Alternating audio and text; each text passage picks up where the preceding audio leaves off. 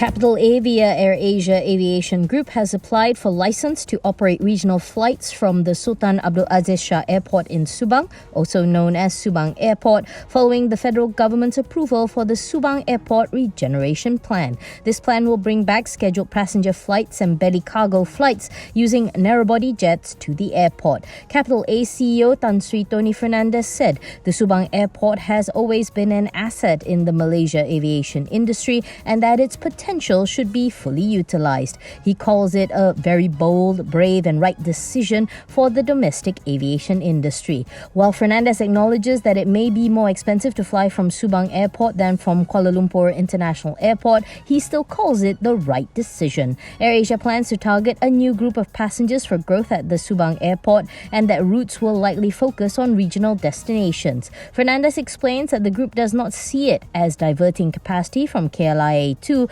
Rather, it will appeal to those who may have not flown AirAsia before but now consider it an option because it is now convenient. He was talking to reporters at the launch of AirAsia's new AI-powered concierge named ASPO, which replaces its previous AirAsia Visual All-Star, Ava. To recap, in 2002, AirAsia, together with Malaysia Airlines, was ordered to shift their operations from Subang Airport to KLIA in Sepang to increase the connectivity and growth of KLIA, the country's premier airport. This past Monday, Transport Minister Anthony Loke Siew Fook said the proposed SARP to regenerate the airport into a premium city airport and aerospace hub within the city centre had been approved by the Cabinet on February 2nd.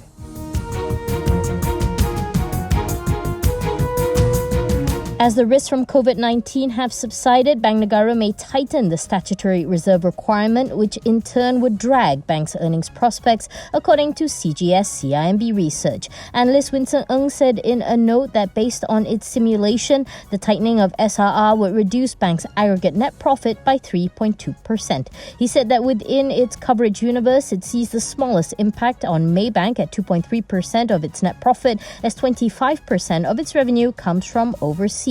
On the flip side, Ng expects the impact would be greatest on Affin Bank at 8.4% due to the low base of its existing statutory reserve. The central bank relaxed the SRR to 2% from 3% at the onset of the COVID-19 pandemic on March 19, 2020 to ensure banks had sufficient liquidity to weather the crisis as well as support economic growth during that period of uncertainty. The current SRR of 2% is the lowest since the global financial crisis in 2009. The SRR is an instrument used by BNM to manage liquidity. Ng noted that the SRR tightening would also reduce banks' net interest margins by an estimated 5.9 basis points, but this should be more than offset by the positive impact from the series of overnight policy rate hikes, including an expected 50 BPS in 2023. Should SRR be tightened, he estimated that banks would have to top up their statutory reserves by 39.4 billion, which he thinks the banks will be able to achieve given their strong liquidity position. Ng has reaffirmed his overweight stance on banks, with the top picks being Hong Leong Bank, RHB Bank and Public Bank. Amid the news that SRR could be adjusted upwards soon, banking stocks dominated the top losers list today, with Hong Leong Financial Group being the top loser by value after it fell 2.1% to 17 ringgit and 92 cent. This was followed by CIMB Group Holdings, which dropped 18 cent or 3.2% to end the day at 5 ringgit 40.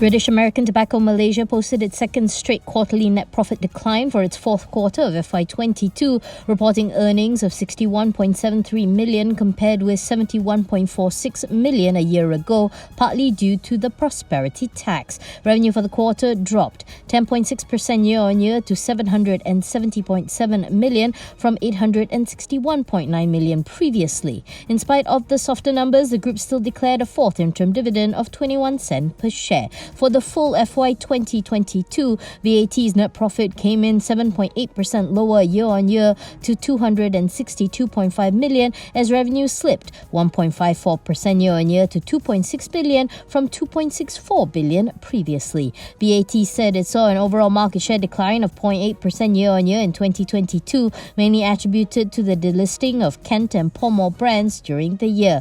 But in line with the downtrading trend observed in the market, The group's value for money brands captured an additional 1% share. As the group's focus remains on tobacco harm reduction, MD Nadal Salim said that with the launch of its tobacco heated product Glow, it is now able to offer an alternative choice with reduced risk potential to the adult Malaysian smokers. He said that BAT was also encouraged by the new government's priority to implement economic reforms to stimulate growth and strengthen the foundations of the country. Salim said this can be achieved by reducing leakages stemming from the tobacco black market and creating a new revenue stream by implementing taxation for reduced risk products such as vape, which at the moment remains unregulated.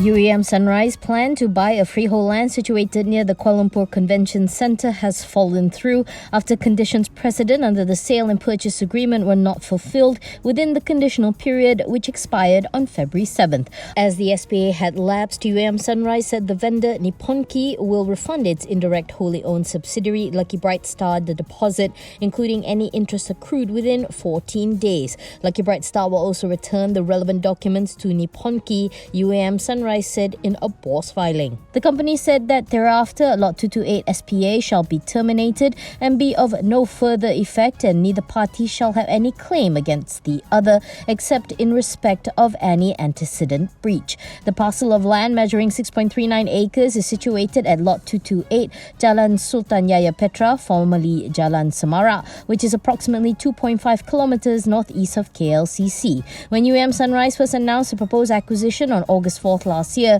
it said the total purchase price of 384 million will be satisfied in cash of 235.8 million and in kind of 148.25 million ringgit. UEM Sunrise's shares and structured warrants were halted from 9 a.m. to 10 a.m. today, according to Bursa Malaysia. The stock ended Wednesday 1.89% down at 26 cents.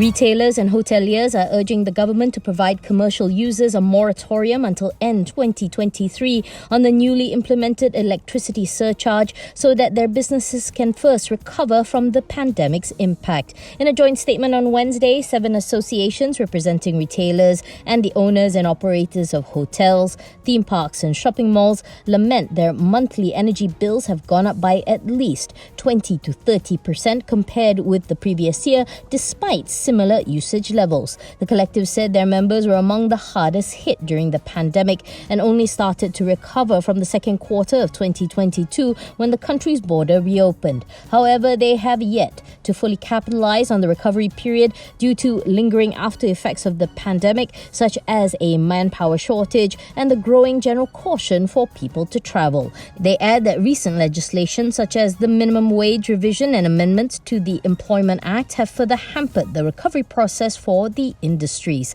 The collective says it is hoping to hear a favourable response soon and that it is always open for talks with the ministry. As part of its effort to implement a targeted electricity subsidy, Putrajaya announced a new 20 cent per kilowatt hour tariff rate in mid-December last year, which is applicable on all medium voltage and high voltage users as well as MNCs from January 1st to June 30th this year.